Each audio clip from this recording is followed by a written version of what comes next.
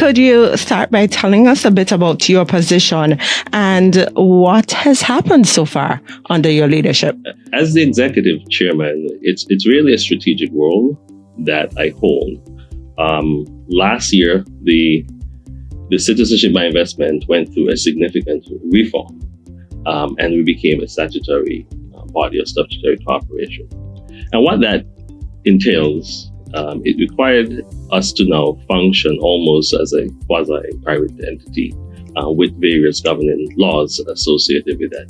And that required a shift in our mindset. And so we went through a significant reform of not only bringing in new talent, but also how we do operate business at the international standard. And so my role really is to provide that overall strategic guidance and direction for the program, and making sure that it's in line with the government's development goal, particularly as St. Kitts and Nevis is transitioning into a sustainable island state.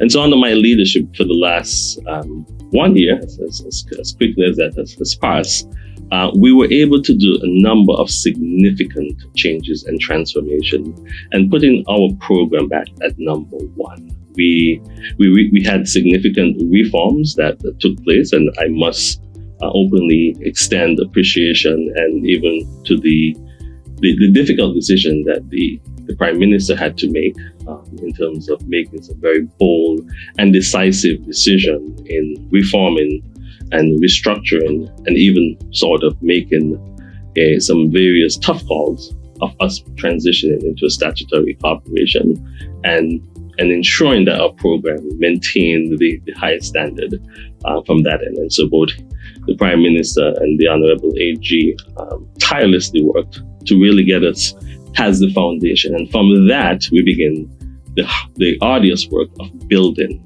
So we had to do a number of internal reform for our processes because it was important that we have the speed, but also most importantly that our compliance and due diligence were at the international standard. So that was some of the key areas. Not only did we meet, but we exceeded the international standard with the way we function now. We strengthened our due diligence. We are ensuring that we are complying with our international partners and most importantly the EU as it relates to them giving us the privilege of having access to their border. And so we want to make sure that we comply with that. And then lastly, one of the key things I would say is really engaging with the global market. Since taking on this role, I have significantly made sure that St. Kitts and Nevis is on the forefront of every high net worth investor who is seeking this type of opportunity, that I traveled and built that confidence and really relationship with those investors to ensure that our program remains on the forefront. We were the first to actually create this industry, and now we continue to be number one. And so I think those are sort of the key points I would say.